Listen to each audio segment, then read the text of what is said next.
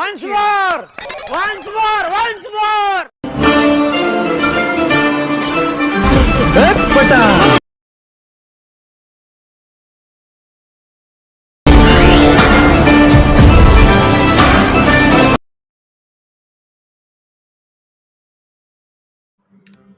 So hi friends, welcome to the back my YouTube channel. So ನೀವು ನೋಡ್ತಾ ಇದ್ದೀರಾ BEATZ. ಇವತ್ತಿನ ಒಂದು ವಿಡಿಯೋದಲ್ಲಿ ಏನು ತಿಳಿಸ್ಕೊಡ್ತಾ ಇದ್ದೀನಪ್ಪ ಅಂತಂದರೆ, ಆಗಲೇ ನೀವು ಪ್ರೂವ್ ಮೇಲೆ ನೋಡ್ಕೊಂಬಂದ್ರಲ್ಲ, ಆ ರೀತಿ ಒಂದು ವಿಡಿಯೋನ ಕ್ರಿಯೇಟ್ ಮಾಡ್ತೀವಿ ಅಂತ ನಾನು ಇವತ್ತಿನ ಒಂದು ವಿಡಿಯೋದಲ್ಲೇ ತಿಳಿಸ್ಕೊಡ್ತಾ ಇದ್ದೀನಿ. ಸೊ ನೀವು ಆ ಒಂದು ವಿಡಿಯೋನ ಕ್ರಿಯೇಟ್ ಮಾಡ್ಕೋಬೇಕಾದ್ರೆ ಫಸ್ಟ್ ನೀವು alightmotion ಆ್ಯಪ್ನ ಡೌನ್ಲೋಡ್ ಮಾಡ್ಕೊಂಬಿಟ್ಟು ಓಪನ್ ಮಾಡ್ಕೋಬೇಕಾಗತ್ತೆ.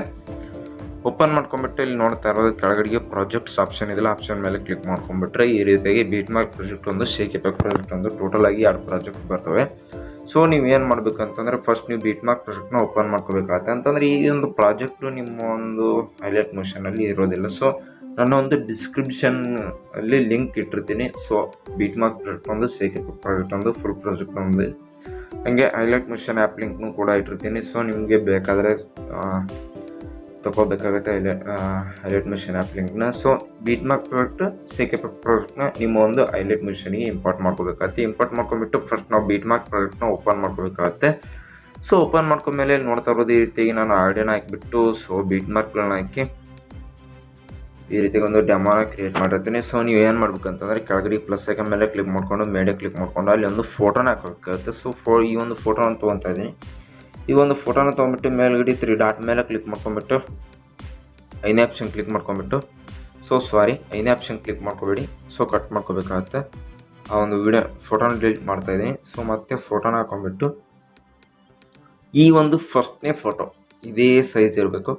ಸೊ ಸೆಕೆಂಡ್ ಬೀಟ್ಮಾರ್ಕ್ ಬರಬೇಕಾಗತ್ತೆ. ಬಂದುಬಿಟ್ಟು ಆ ಒಂದು ಫೋಟೋನ ಆ ಬೀಟ್ಮಾರ್ಕ್ ಅಂತಲೂ ಫುಲ್ಲಾಗಿ ಇಟ್ಕೋಬೇಕಾಗತ್ತೆ. ಇಟ್ಕೊಂಡ್ಬಿಟ್ಟು ಇಲ್ಲಿ ನೋಡ್ತಾ ಇರ್ಬೋದು, ಈ ಒಂದು ಫೋಟೋ ಇಷ್ಟೇ ಇರಬೇಕಾಗತ್ತೆ.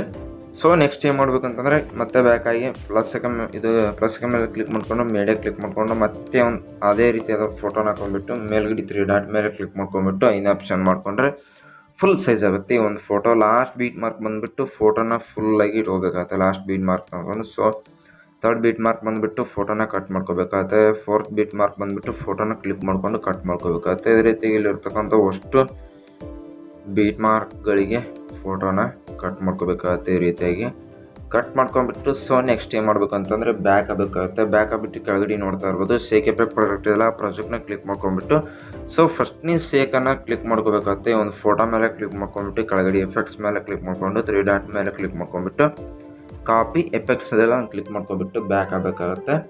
ಸೊ ಬ್ಯಾಕ್ ಆಗಿಬಿಟ್ಟು ನಾವು ಎಡಿಟಿಂಗ್ ಮಾಡ್ತಾ ಇದ್ವಲ್ಲ ಬೀಟ್ಮಾರ್ಕ್ ಪ್ರಾಜೆಕ್ಟ್, ಈ ಪ್ರಾಜೆಕ್ಟಿಗೆ ಬಂದುಬಿಟ್ಟು, ಸೊ ಈ ಒಂದು ಫೋಟೋನ ಕ್ಲಿಕ್ ಮಾಡ್ಕೊಂಡ್ಬಿಟ್ಟು ಕೆಳಗಡೆ ಎಫೆಕ್ಟ್ಸ್ ಮೇಲೆ ಕ್ಲಿಕ್ ಮಾಡ್ಕೊಂಡು 3 ಡಾಟ್ ಮೇಲೆ ಕ್ಲಿಕ್ ಮಾಡ್ಕೊಂಡು ಪೇಸ್ಟ್ ಎಫೆಕ್ಟ್ಸ್ ಅಂತೆಲ್ಲ ಕ್ಲಿಕ್ ಮಾಡ್ಕೋಬೇಕಾಗುತ್ತೆ. ಕ್ಲಿಕ್ ಮಾಡ್ಕೊಂಡ್ಬಿಟ್ಟು ಮತ್ತೆ ನಾವು ಬ್ಯಾಕ್ ಆಗೋಗುತ್ತೆ. ಅಲ್ಲಿ ಶೇಕ್ ಆ್ಯಡ್ ಆಗಿರುತ್ತೆ. ಫಸ್ಟ್ನೇ ಒಂದು shakeeffect ಪ್ರಾಜೆಕ್ಟ್ ಇರುತ್ತಲ್ಲ, ಒಂದು ಶೇಕ್ ಅಲ್ಲಿ ಆ್ಯಡ್ ಆಗಿರುತ್ತೆ.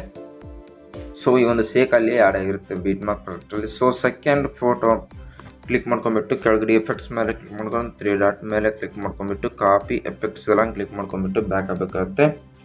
ಬ್ಯಾಕ್ ಆಗಿಬಿಟ್ಟು ನಾವು ಎಡಿಟಿಂಗ್ ಮಾಡ್ತಾ ಇದ್ವಲ್ಲ ಬೀಟ್ಮಾರ್ಕ್ ಪ್ರಾಜೆಕ್ಟು, ಈ ಪ್ರಾಜೆಕ್ಟ್ನ ಕ್ಲಿಕ್ ಮಾಡ್ಕೊಂಬಿಟ್ಟು, ಸೊ ಸೆಕೆಂಡ್ ಫೋಟೋನ ಕ್ಲಿಕ್ ಮಾಡ್ಕೊಂಬಿಟ್ಟು ಕೆಳಗಡೆ ಎಫೆಕ್ಟ್ಸ್ ಮೇಲೆ ಕ್ಲಿಕ್ ಮಾಡ್ಕೊಂಡು 3 ಡಾಟ್ ಮೇಲೆ ಕ್ಲಿಕ್ ಮಾಡ್ಕೊಂಡು ಪೇಸ್ಟ್ ಎಫೆಕ್ಟ್ಸ್ ಎಲ್ಲ ಕ್ಲಿಕ್ ಮಾಡ್ಕೋಬೇಕಾಗುತ್ತೆ.